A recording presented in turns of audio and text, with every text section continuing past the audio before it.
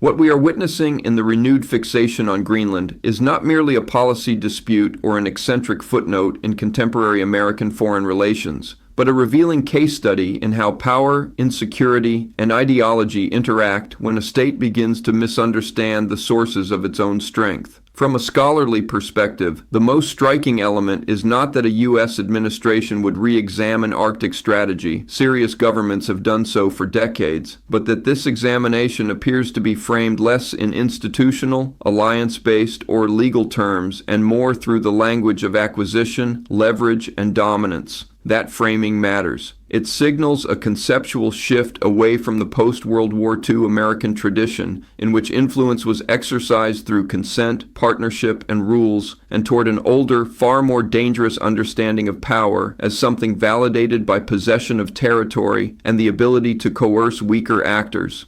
Greenland, in this context, becomes symbolic rather than instrumental, a vast, sparsely populated landmass whose mineral wealth, shipping routes, and geostrategic location are real but not decisive, yet whose acquisition would serve as a visible marker of national greatness as defined by territorial expansion. The problem, as history repeatedly demonstrates, is that great powers decline not when they lack resources or military capacity, but when they misdiagnose the foundations of their legitimacy and overestimate what force or pressure can accomplish without consent. The reaction from Europe and NATO is therefore not an overreaction. It is a rational response to a perceived erosion of shared norms. When multiple allied governments feel compelled to issue a joint statement reaffirming principles as basic as sovereignty, territorial integrity, and the inviolability of borders, we should understand that as an alarm bell. Those principles are not rhetorical flourishes. They are the load-bearing beams of the international order the United States itself designed and benefited from. To challenge them, even implicitly, is to destabilize the very system that has allowed American power to be exercised at relatively low cost for decades. From a professor's vantage point, one cannot help but notice how closely this episode mirrors classic patterns identified in the study of nationalism. Nationalist projects often begin with a sense of grievance or humiliation, real or imagined, followed by a search for concrete symbols through which restored greatness can be displayed. Territory is uniquely attractive in this regard because it is visible, countable, and emotionally resonant. Yet nationalism, when detached from institutional restraint,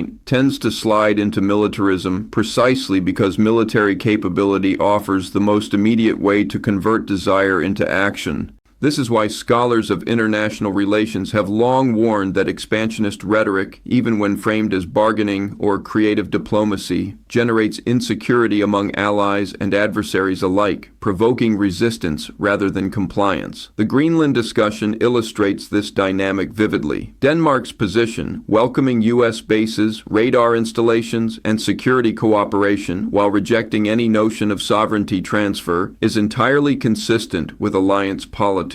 The refusal is not anti-American, it is pro-system. What threatens the alliance is not Denmark's stance, but the implication that alliance consent is secondary to unilateral ambition. That implication forces European states to consider contingencies they would prefer never to contemplate.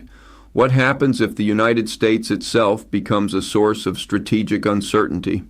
At that moment, soft power erodes, and hard power becomes costlier to deploy. The deeper irony, and one that any student of American diplomatic history would immediately recognize, is that such behavior undermines precisely the national security interests it claims to advance. The Cold War offers a useful comparison, not because the geopolitical landscape is identical, but because it illustrates contrasting models of power. The Soviet Union sought control through domination, military presence, enforced compliance, and territorial subordination, while the United States constructed a dense web of alliances, institutions, and economic integration that made cooperation more attractive than defection. This was not altruism, it was strategy. It allowed Washington to lead without constantly coercing, to shape outcomes without perpetual escalation. When contemporary policymakers flirt with territorial acquisition or coercive offers, they reverse that logic, substituting spectacle for stability. Moreover, the Greenland episode cannot be viewed in isolation.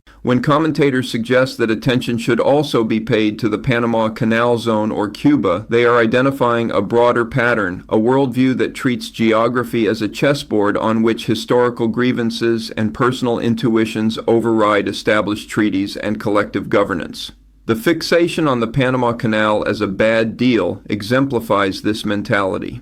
Treaties, in this view, are not binding commitments reflecting mutual benefit over time. They are transactions to be renegotiated whenever power shifts. That is a profoundly destabilizing assumption because it invites reciprocal behavior. If the United States treats agreements as provisional expressions of convenience, it forfeits the moral and legal authority to object when others do the same. From an academic standpoint, this is where the concept of soft power becomes indispensable. Soft power is often misunderstood as mere popularity or cultural appeal. In reality, it is the capacity to shape the preferences of others through legitimacy, predictability, and trust. Alliances endure not because partners fear one another, but because they believe cooperation is safer than independence. When that belief erodes, even the strongest military cannot compensate indefinitely. The joint European statement on Greenland is thus less about the island itself than about reaffirming a shared understanding of how decisions are made in the international system. It is a reminder that sovereignty is not a bargaining chip to be casually placed on the table, and that security achieved collectively is qualitatively different from security imposed unilaterally. The domestic political dimension should not be overlooked either. Expansionist rhetoric often plays well at home because it simplifies complex global realities into narratives of strength and weakness.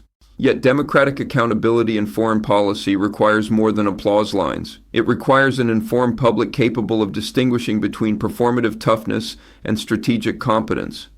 When legislators fail to impose meaningful checks on executive ambition, the burden of accountability shifts outward onto allies and international institutions. That shift is neither fair nor sustainable. It breeds resentment abroad and cynicism at home, reinforcing a cycle in which isolationist impulses grow stronger, precisely because international cooperation appears more fragile. As a scholar, one must emphasize that none of this implies the United States should abdicate leadership in the Arctic or ignore genuine strategic challenges posed by climate change, new shipping lanes, or rival powers' activities. On the contrary, these challenges demand deeper cooperation, clearer rules, and stronger alliances. The tragedy is that by framing the issue in terms of acquisition rather than partnership, policymakers risk converting manageable problems into existential crises for the alliance system. History teaches us that empires rarely collapse from external assault alone.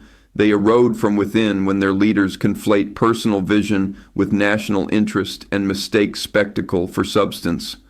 Greenland, then, is less a destination than a diagnostic.